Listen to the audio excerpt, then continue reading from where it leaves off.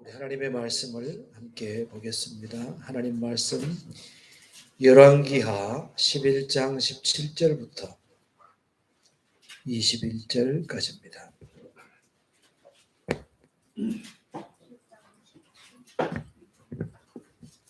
열왕기하 11장 17절부터 21절까지의 말씀입니다.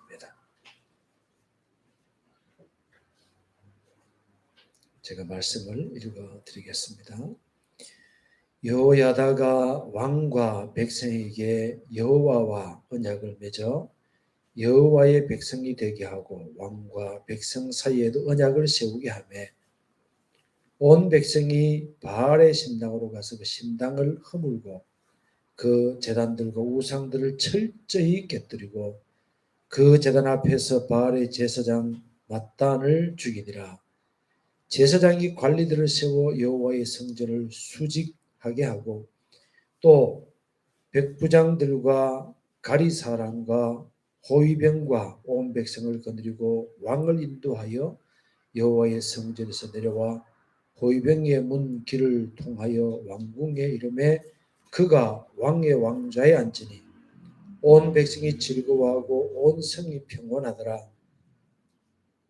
아달랴를 무리가 왕궁에서 칼로 죽였더라. 요아스가 왕이 될 때 나이가 7세였더라. 아멘.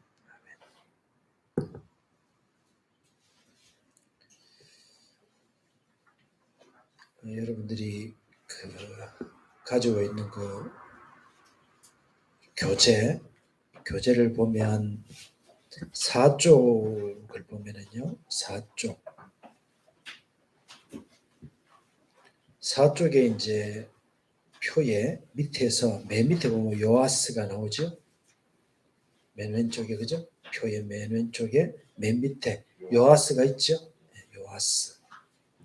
요아스 바로 위에 있는 사람이 누구죠?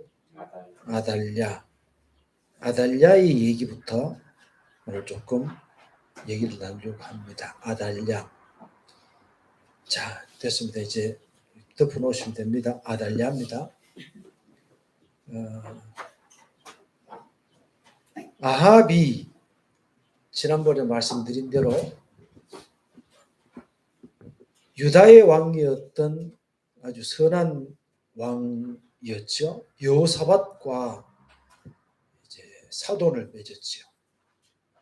사돈을 맺었는데 그래서 이제 아합의 딸 아달랴라고 하는 여인을 여호사밧의 아들 요람과 결혼을 시켰어요. 그런데 우리가 잘 알다시피 이미 우리가 많이 들었다시피 북쪽 이스라엘 나라에 아합의 부인이 이세벨이었죠. 이세벨이 저 북방에서 온 여자로 아주 바알신을 철저하게 섬겼던 아주 몹쓸 여자였죠. 그래서 이스라엘이 그렇지 않아도 여로보암의 죄, 금송아지를 여호와 하나님이라고 했던 잘못된 것 때문에 안 그래도 피폐해지기 시작하는데 거기에다가 바알신까지 들어와서 철저하게 섬기기 시작하니까 이스라엘이 굉장히 어려움을 겪었어요. 이세벨이라고 하는 아합의 왕비, 그 여자 하나 때문에 이스라엘은 거의 초토화가 되어버린 거예요. 그래서 어떤 면으로 집에는요, 여자가 굉장히 중요합니다. 남자들은 굉장히 대단한 것 같고 심교 대단한 것 같아도 사실은 여자 손아귀 있는 거예요. 여자 손아귀 있어요. 그래서 제가 농담을 그런 얘기하면 나 여자를 참 좋아한다. 그래서 마누라도 여자고 엄마도 여자고 할머니도 여자라고 그런 얘기를 하는데 한 집안에 여인이 어떠냐에 따라서 그 집안의 컬러가 달라지고요. 행복이 달라져요. 이세벨이라고 하는 여인 때문에 북이스라엘은 굉장히 어려움을 당했습니다. 근데 그 딸 아달랴라고 하는 딸도 엄마를 닮아서 굉장히 지독하고 우상숭배를 잘하기로 유명한 여자였어요. 아주 지독한 여자였습니다. 이 아달랴가 요사밧의 아들, 남쪽 얘기입니다. 남쪽 왕이었던 요사밧의 아들 요람과 결혼하고 난 다음에 요람이 8년 동안 왕위에 있다가 죽어버렸어요. 그리고 난 다음에 그 아들 아하시아가 왕이 됐는데 아하시아도 자기 엄마 아달랴의 잘못된 행동을 본받아서 하다가 그가 빨리 죽어버립니다. 그러니까 이 아달랴가 생각해 보니까 자기 아들 아하시아가 죽었단 말이에요. 그런데 왕족들이 있을 거 아니에요. 왕족들. 유다의 왕족 다윗으로부터 쭉 내려오던 왕족들이 있으니까 가만히 생각해 보니까 이 왕족들을 세워가지고 이 우리로 말하면 삐리한 머스마 세워가지고는 꼬라지가 안 될 것 같아. 그래가지고 아달랴가 내가 왕이 돼야 되겠다. 그래가지고 왕족의 씨를 말려버립니다. 다 죽여버려요.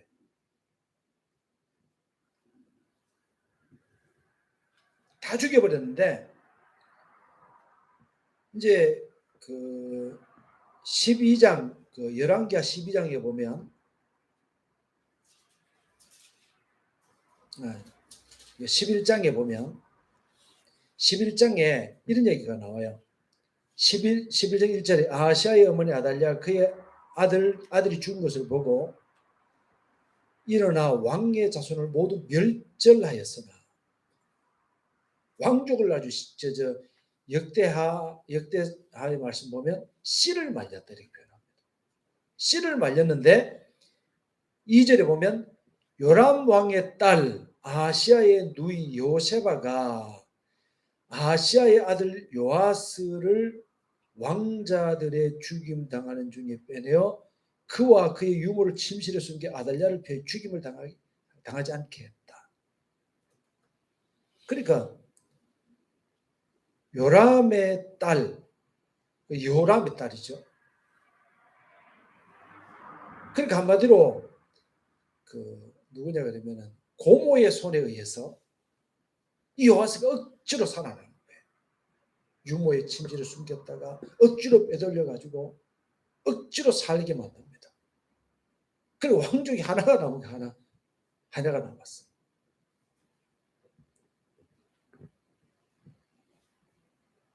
그 다음에 우리가 이제 이 부분을 접어놓고 우리 오늘 말씀을 역대하 말씀으로 넘어가서 우리 한번 쭉 조금씩 읽어가면서 보도록 그렇게 하겠습니다. 역대하 23장부터 말씀을 조금 보도록 그렇게 하겠습니다. 22장 마지막에 보면 이제 조금 전에 우리가 읽었던 그 열왕기 하서의 내용들이 거기에 10절부터 12절까지 나왔습니다. 그래서 요아스가 6년 동안 숨어서 지내다가 23장에 보면 제7년 그러니까 이제 요아스가 7살이 됐겠죠. 7살 됐을 때에 여호야다라고 하는 사람은 누구냐 그러면 제사장이었어요. 제사장. 아마 그때 당시에 대제사장이었겠죠. 제사장이 이거 아달랴라고 하는 여인이 우리가 하나님 여호와 하나님을 섬기는 이 신앙을 초토화시켜버리고 또 하나님께서 다윗에게 약속하셨던 다윗의 씨를 영원토록 이어지게 하겠다는 그 약속까지도 다 없어지게 만들 가능성이 많구나. 그러나 우리에게 희망이 있는데 그 희망은 누구예요? 요아스라고 하는 어린아이를 숨겨서 살려놓은 거예요. 더 이상 우리나라가 망해가면 안 되니까 이제 우리가 요아스를 왕으로 옹립하자 이렇게 된 거예요. 그래서 요아스를 왕으로 옹립하는 내용들이 거기에 이제 나옵니다. 제사장이 레위인들에게 명령을 해서 3분으로 나누어 가지고 또 여기 보면 그런 얘기들이 나오는데 이제 레위인들이 성전을 섬길 때에 그 구약에 나오는 제사장이 지금 목사가 아닙니다. 우리 모두가 제사장이에요. 우리가 분명히 해야 됩니다. 그죠? 근데 이제 비유를 하자면 그렇다는 거니까 이걸 오해를 하면 안 되고 저는 옛날에 어렸을 때 오해를 좀 했었어요. 그래서 제가 얘기하는 건데 교회에서 목사가 많습니까? 집사님들이 많습니까? 집사님들이 많죠. 그래서 하나님의 성전에서도 제사장 숫자보다 레위인 숫자가 훨씬 많았어요. 이해가 돼요? 요즘 집사님들은 다 타이틀이죠. 그래가지고 뭐 우리 교회는 말고요. 우리 교회는 집사님들이 정말 잘 하셔요. 그런데 보통 보면은 그냥 뭐 이름만 있어요. 그래서 교회는 뭐 한 두 번 뭐 한 2년 왔다 갔다 하면 다시 집사님 그렇게 시켜놓고 집사님들이 교회도 안 와. 이 문제가 많죠. 실질적으로 그게 아니 집사라는 말은요. 잡을 집자예요. 일을 사자예요. 일을 하는 사람이에요. 그러니까 레위인들도 평상시에는 자기 집에 있다가 이제 번이 되면 자기 차례가 되면 성전 올라와서 성전에서 제사장을 도와서 뭐 오늘 여기서 보니까 이제 이런 역할도 했는 것 같아요. 그러니까 부정한 사람들이 성전에 진입 못하도록 막는 역할 뭐 이런 사람들이 하나님께 예배를 드리는데 이렇게 부정한 일이 일어나지 않도록 막는 역할부터 시작해서 세세한 부분까지 다 챙겼던 이런 것들이 바로 레위인들의 역할이었던 것 같아요. 그래서 이 레위인들을 3분해 가지고 이제 성전을 지키게 하고 그다음에 왕을 돕게 하고 뭐 이런 일들을 이제 그 문도 지키게 하고 하는 그렇게 해서 3분을 해서 이제 지키게 하고 그다음에 그 제사장이 대제사장 여호야다가 사람들과 언약을 합니다. 언약을 해서 우리가 이제 다윗의 씨 중에 한 사람을 왕으로 세울 텐데 당신들과 내가 목숨 걸고 일을 행하자. 결의하고 난 다음에 유다 지역에 있는 방백들에게 연락을 합니다. 연락을 해가지고 이 사람들이 동의를 구해요. 그래서 그 방백들 중에서 쉽게 얘기를 하면은 지역에서 굉장히 좀 힘이 있는 그런 사람들이었겠죠. 이 사람들을 이제 성전으로 모읍니다. 그리고 난 다음에 뭐 비밀리에 일을 했겠죠. 뭐 예를 들어서 아달랴가 알았다 그러면 다 죽은 목숨이죠. 또 그 중에서 일부 사람들은 아달랴가 그때 당시에 이 여인 아달랴 그때 왕노릇 했으니까 이 여인이 부리는 군사들이 있지 않았겠어요, 그죠? 그러니까 이게 이제 뒤에서 막 이루어지는 거예요. 그렇게 해서 성전에 다 모으고 난 다음에 여기에서 우리가 이제 왕을 옹립하는 행사를 하자. 그래서 왕을 세우는데 요아스입니다. 요아스 왕을 세우는데 요아스의 머리에 그러니까 이제 정확한 그 절차 이런 것들을 잘 모르겠었는데 여기서 나와 있는 대로 얘기를 하면 단에 세우고 그에게 머리에 기름을 붓고 율법책을 줍니다. 하나님 말씀을 주는 거예요. 아마 이 율법책 그러면은 레위기 정도 되겠죠. 레위기 아니면 신명기 그때 레위기를 줬을 것 같아요. 레위기 말씀을 주면서 근데 구약에서 우리가 이제 사람의 기준으로 보면 사람의 기준으로 보면 왕들이 이 사람이 이 왕이 다윗처럼 했느냐 말았느냐 이 사람의 기준은 다윗으로 삼았어요. 그 다윗은 어떻게 그 기준이 됐느냐 그러면 다윗은 그가 기준으로 삼았던 것은 율법책 중에 레위기입니다. 레위기예요. 레위기가 중심. 왜냐하면 레위기에 보면 이 모든 것이 다 나와 있거든. 레위기가 중심이 되는 거예요. 신명기는 뭐예요? 신명기는 율법을 해석한 거예요. 설교집이에요. 설교집. 그러니까 이 핵심은 바로 레위기였다고 생각하면 돼요. 아마 레위기를 요하색이 줬을 거예요. 그래서 요하색이 율법을 받고 머리에 기름 부음 받고 이제는 왕이 된 거예요.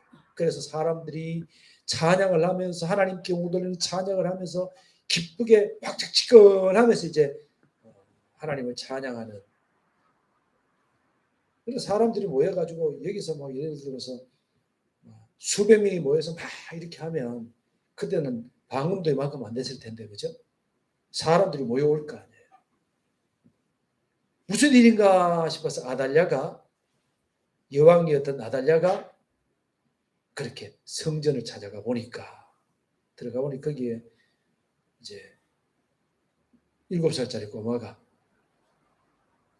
하율이 몇 살이지? 11살. 왕이 되긴 늦었다. 7살짜리 꼬마가 서 있는데 머리에 왕관이 씌워져 있고 손에 율법책이 들어져 있고 기름을 부은 자국이 있고 사람들이 왕이시여 만세수를 하옵소서 하나님께 웅돌 이렇게 했을 거 아니에요. 그 얘기를 듣고 아달랴가 반역이로다 반역이로다 여호야다가 명령을 합니다. 여호야다는 누구예요? 이름이 하도 많이 나오니까 헷갈리죠. 그래도 제사장이라고 얘기해 주세요. 제사장 여호야다가 저 여자를 이 안에서 죽이지 말아라. 몰아내라. 이렇게 얘기해요. 성전이니까 피를 흘리면 안 되잖아요. 그죠? 그래서 사람들이 이렇게 옛날에 세조 줄 때 후이요 이렇게 했죠. 근데 어쨌든 몰아냈어요. 몰아내서 진열 그러니까 성전 밖으로 몰아내어서 이제 그를 돌로 쳐 죽임으로써 아달랴를 제거해버립니다. 그리고 요아스가 왕이 되었습니다. 요아스는 왕이 되고 난 다음에 그가 했던 것 중에 선한 것들이 굉장히 많습니다. 초창기에 그는 유다 지역의 전역에 있는 바알과 아세라 신의 산당들과 우상들을 다 깨부쉈어요. 우상을 싹 청소했죠. 북쪽은 어때요? 북쪽에 지난주에 얘기했듯이 예후 같은 경우는 싹쓸이해도 여전히 뭐가 남아있어요? 뭐가 남아있었어요? 여로보암의 죄가 있었죠. 여로보암의 죄는 뭐였죠? 금송아지, 베델과 단에 세우는 금송아지 그걸 보고 여호와 하나님이라고 했던 여로보암의 죄가 거기에 남아 있었지만 유다 땅은 그렇지 않아요. 유다 땅은 그런 죄에 물들지 않았기 때문에 바알과 아세라신을 싹 없애고 나면 그들에게는 하나님께 집중할 수 있는, 그래서 믿음의 회복이 되고 신앙의 개혁이 그들에게 일어나기 시작했죠. 뿐만 아니라 아달랴가 있는 동안에 아달랴가 세웠던 많은 제사장들이나 아주 나쁜 인간들이 하나님의 성전을 훼손하기 시작했습니다. 하나님의 성전을 훼손하고 그 안에서 하나님을 섬기기 위해 만들어 놓았던 각종 기명들, 기구와 그릇 이런 것들을 전부 빼내가지고 우상을 섬기듯 써버리고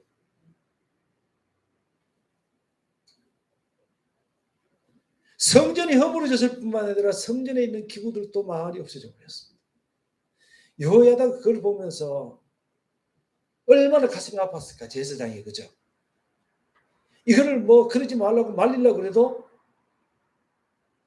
국가 권력이 항상 칼이 그의 목을 겨누고 있기 때문에 자기 속에 이 신앙을 지키고 있는 것만으로도 얼마나 힘들었을까요?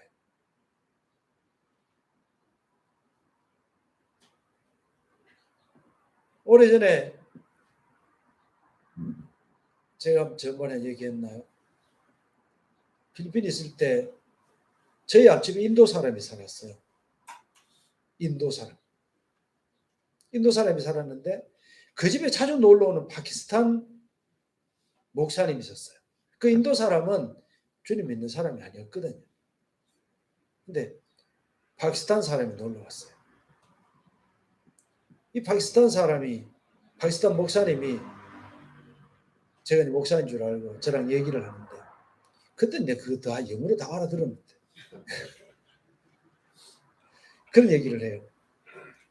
자기는 이제 파키스탄에서 예수님 믿고 이제 거기에 필리핀에 와서 PBTS라고 이제 신학교가 있거든요.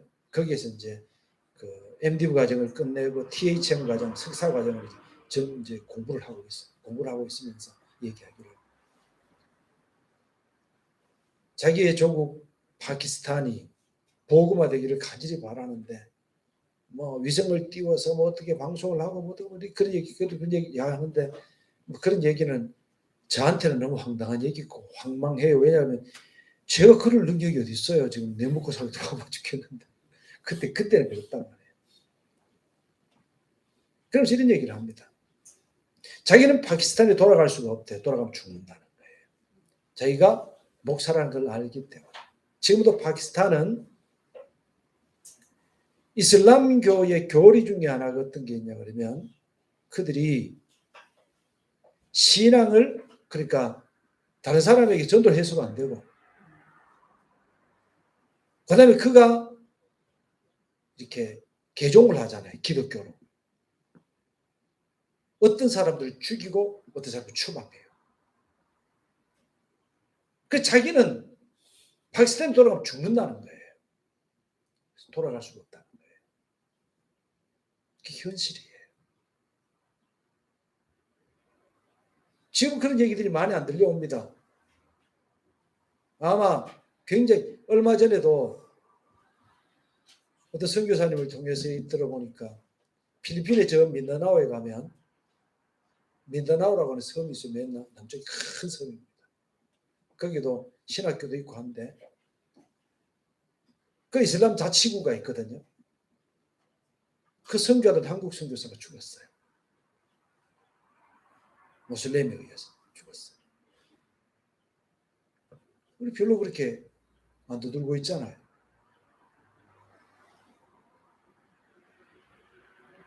근데 예를 들어서 파키스탄 같은 데 있는 크리스찬들이 속에 하나님에 있는 믿음이 있어도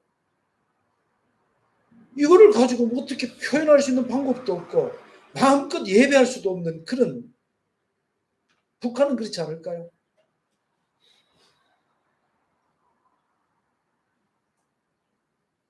중국도 일부러 그렇거든요. 지금 이런 상황이 와 있어요. 근데 우리는 예수 믿어서 맨날 내가 복받고 내가 잘되고 내가 그래서 뭔데? 그 다음에는 뭐냐는 거죠. 그 다음에는 뭐예요? 우리한테 한 10억 있으면 좋겠다 생각되죠. 그 다음에는 뭔데요? 그 다음에는 뭐냐는 거예요.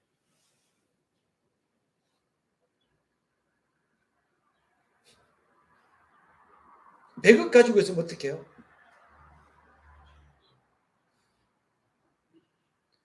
돈이 많으면요. 그 돈이 많은 사람은 돈의 소중함을 알아요. 그 돈 많은 사람이 10원짜리 하나도 헛되게 안 쓰는 경우가 많거든요. 진짜로요. 10원짜리 하나도. 보니까 돈이 많아지면 좀 더 많아지기를 원해서 다 그렇다는 건 아닙니다. 더 많아지기를 위해서 다른 사람의 10원짜리를 내가 뺏고 싶어. 그런 마음도 생겨요. 우리 크리스찬들 얘기하는 게 아닙니다. 이 세상적인 관점에서 그런 거예요. 좀 얘기가 약간 엉뚱한 데로 가봅시다.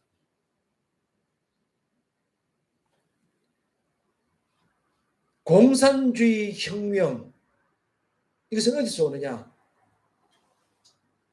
기초적인 것이 경제적인 겁니다. 경제요. 경제입니다. 경제. 그 경제를, 그러니까 돈을 자기가 갖기 위해서 혁명을 일으키는 프롤레타리아 혁명이라고 얘기합니다. 근데 공산주의가 무서운 건 어떤 거냐 그러면 이런 거예요. 제 얘기를 잘 들어보면 이게 우리가 좀 위험한 세상에 산다는 것을 우리가 좀 알 수 있을 거예요. 우리나라는 지금 그나마 시스템화 돼 있어가지고 좀 덜한데 그래도 위험한 게 여러분들 눈에 보일 수도 있습니다. 이런 거예요. 공산주의 마르크스주의자들의 주장은 어떤 거냐 그러면 그 위에 있는 것을 얻기 위해서는요. 어떤 수단과 방법을 해도 문제가 없는 거예요. 수단과 방법을 가리지 않는 거예요. 어떤 수단과 방법을 썼어라도 뒤집으면 되는 거예요. 우리 사회에 사회주의자들이 많지요. 사회주의자들이 많은데 막시즘의 그 사상은 어떤 거냐 그러면 이런 거예요. 사회주의는 공산주의로 가는 하나의 단계입니다. 이 세상에 가장 발달한 시스템이 공산주의라고 생각하는 그 사람들. 거기까지 가버리면 권력자들도 없고 누구를 지배하는 사람도 없다고 생각해요. 실제로 그래요? 공산주의 그거 어때요? 독재하고 있죠. 누가 얼마 전에 그렇게 얘기합니다. 푸틴 맞죠?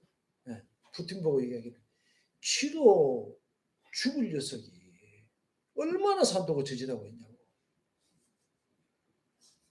얼마나 자기 목숨도 하나고 다 한 목숨 아니에요. 근데 그 욕심을 위해서 지금 젊은 러시아 사람도 얼마나 많이 죽고 우크라이나 사람 얼마나 많이 죽고 민간이 얼마나 많이 죽습니까? 그 욕심 때문에. 수단과 방법을 가리지 않고 그것을 쟁취해야 된다고 하는 거예요. 그래서 우리가 좀 너무 안타까운 거는 뭐냐 그러면 우리나라도 지금 그거를 그러니까 그 위에 있는 어떤 권력이나 이런 것들을 잡기 위해서 정말 뭐랄까 인간의 상식을 뛰어넘는 입법 이런 거 있잖아요. 입법을 함부로 하려고 하는 거 있잖아요. 심각합니다. 문제가 되는 거예요. 그래서 우리가 비판 잘해야 돼요. 그러면 또 다른 면에서 생각해 보면 전번에 슬쩍 얘기했지만 뭐 천공요? 천공? 나는 망공이다. 아니 천공이라는 사람한테 사람이 인터뷰를 해요. 당신이 어디 왔다 갔냐 물으니까 뭐 얘기하기를 노 코멘트 하죠. 이것도 문제인 거예요. 우리가 좀 잘 생각해 봐야 돼요. 이것도 문제고 문제는 문제 있다고 얘기해야 되는 거고 맞는 건 맞다고 얘기해야 되고 틀린 건 틀리다고 얘기해야 돼요. 여호야다 얘기하면서 얘기했죠. 여호야다가 아달랴의 치하에서 얼마나 마음에 힘든 일이 있었겠는가. 그러다가 그가 생각해낸 것은 요아스를 통해서 그 왕위를 이어가고 신앙을 개혁해야 되겠다 이거였지. 우리는 어떤 사람을 만나냐가 굉장히 중요합니다. 요시야도 만약에 요야다를 만나지 않았으면 어떻게 됐을까요? 그는 평생 왕이 아니라 그냥 뭐 초란 인생 살다가 죽었겠지. 근데 다행히도 그는 요야다라고 하는 위대한 사람을 만났어. 그는 성전을 수리하는 또 율법을 따라서 행하는 이제 그런 왕으로 성기 기록되게 된 것이지. 그래서 우리도 좋은 사람 만나게 해주십시오. 기도해야 되고요. 우리도 또 그런 사람이 돼야 됩니다. 이 성전을 수리하기까지 왕의 명령에 따라서 여호야다가 이 일을 하는데 이제 사람들에게 율법을 따라서 이제 모세가 성막을 짓기 위해서는 또는 이걸 유지하기 위해서는 성전 세라고 하는 걸 내라고 얘기를 했거든요. 율법을 따라서. 이 요시야는 그가 왕위에 이제 오를 때에 율법책을 받았던 거, 율법을 책을 받아서 그 사람을 읽었겠지. 그러니까 그 율법책에 나온 대로 정책을 펼치기 시작한 거예요. 우리도 무턱대고 하나님 사랑한다 해서는 안 됩니다. 늘 얘기하는 거지만 하나님의 말씀에 근거해서 주님께서 우리에게 정말 요구하시는 뭔지 우리가 보면서 지난번에 얘기했듯이 호세아가 하나님의 사랑을 보여주지만 이 백성이 하나님을 아는 지식이 없음으로 망하는도다. 하나님을 사랑해도 하나님을 아는 지식이 없으면 금송아지를 놓고 여호와 하나님을 섬기게 되는 거예요. 우리가 여호와 하나님을 아는 지식이 없으면 우리에게 오는 모든 돈은 다 하나님의 복이라고 생각하는 거예요. 그런 것 같으면 화천대유 저기는 하나님이 큰 복을 주셨다가 이래 되는 거예요. 이 잘못되는 거예요. 알았죠? 잘못되는 거예요. 그래서 우리가 좀 잘 생각하고 살아야 된다. 그 말. 그런데 요시야의 말년을 잠깐만 좀 얘기를 합시다. 요야다 제사장이 살아서 요시야의 우리로 말한다 멘토 같은 역할을 했을 때에 그의 왕위는 든든했고 나라는 부강해졌고 여호와 하나님을 잘 섬겨서 하나님의 큰 은혜, 은총 속에 사는 그 일을 행할 수가 있었습니다. 근데 이제 여호야다가 죽었어요.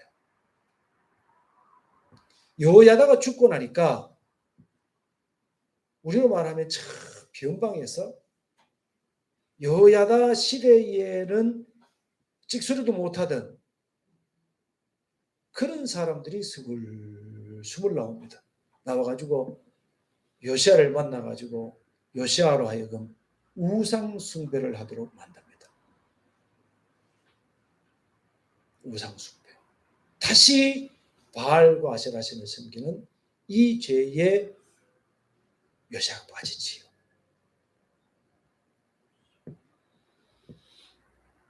그래서 하나님께서는 선지자를 보내서 그의 경고를 하셨는데 선지자도 죽이고 나중에는 요야다의 동생이었던 스가랴를 보냅니다. 스가랴. 이 스가랴에 대해서는 예수님도 언급한 적이 있죠. 예수님이 성전에서 죽은 스가랴의 피로부터 하고 말씀하신 적이 있잖아요. 스가랴. 이 스가랴가 왕을 찾아가서 성전에서 왕을 찾아가서 얘기를 합니다. 왕이시여. 왕께서 이런 역사를 통해서 왕이 되지 않았습니까? 그리고 왕께서 이렇게 했을 때 나라가 부강해지고 나라가 평온하지 않았습니까? 지금 왕께서 여호와 하나님을 섬기지 않고 우상 숭배를 한 순간부터 이런 어려움들이 우리나라에 일어나기 시작합니다. 우상을 버리십시오. 여호와 하나님께로 돌아오십시오. 라고 얘기를 했겠죠. 근데 스가랴는 요야다가 제사장이었으니까 스가랴도 제사장이었겠죠. 그죠? 제사장이었겠죠. 그런데 요시야는 그의 말을 듣지 않고 스가랴를 성전에서 죽여버립니다. 성전에서 그의 피를 흘려 그를 죽여버립니다. 결국 요시야는 그의 오랜 한 40년 이상을 이제 왕노릇 했지만 그의 신하들이 요야다의 형제였던 스가랴를 죽인 이 죄 때문에 사람들이 아끼지 않고 신하들이 그를 죽여버립니다. 자, 우리 결심합시다. 하나님께서 우리에게 어떤 실망을 주셨습니까? 우리가 변해도 주님은 변치 않지요. 내 주변에 어떤 사람이 있고 없고에 따라서 우리 신앙이 좌지우지되지 않기를 바랍니다. 요수아가 이스라엘 백성들을 모아놓고 24장에서 그들에게 마지막 설교를 하면서 그런 얘기를 하죠. 너희들이 가나안 땅에 들어가서 보면 수많은 신들이 있고 그런 많은 유혹을 당하게 될 텐데 오늘 우리가 한번 정하자 얘기해서 너희들이 들어가서 섬길 만한 신들을 찾아라. 그런데 나는 출애굽 때 홍해를 가르고 광야에서 인도하시고 반석에서 물을 내시고 이렇게 지금까지 우리를 사랑하시고 우리를 인도하신 그 하나님 여호와 하나님, 나와 내 집은 오직 그 여호와 하나님만을 섬기겠노라. 그때 백성들이 뭐라 그랬어요? 우리도 여호와 하나님을 섬기겠습니다. 여호수아가 얘기합니다. 여호와 하나님을 섬기는 데는 어려움이 많이 따를 것이다. 앞으로 특히 우리 어린 아이들 하나님을 섬기는 데는 많은 어려움이 따를 겁니다. 평생 동안 살다 보면 수많은 어려움이 따를 겁니다. 저도 나이가 몇 살 되지는 않지만 살아오면서 목사로 살아왔기 때문에 그나마 덜 했지만 이 세상에 하나님 말고 우리를 유혹하는 것들 얼마나 많습니까? 신앙을 버린 사람들이 얼마나 많습니까? 그것이 옳은 것 같은데 그러면서도 뒤로 자꾸 물러나는 사람이 얼마나 많습니까? 우리 주변에 그런 사람 많지. 너무 많습니다. 앞으로 우리가 주님을 섬길 때에 어려움이 굉장히 많습니다. 젊은 만큼 더 많습니다. 어린 만큼 앞으로 하나님 섬기는데 어려움이 더 많을 수 있습니다. 오늘 제가 여러분에게 물어보고 싶습니다. 이 세상의 신들, 우상들, 물질들, 명예들, 권세들 많습니다. 그걸 섬길래요? 아니면 주 여호와 하나님만을 섬길래요? 예수님만 의지할래요? 그렇지 않으면 그런들 따라가겠습니까?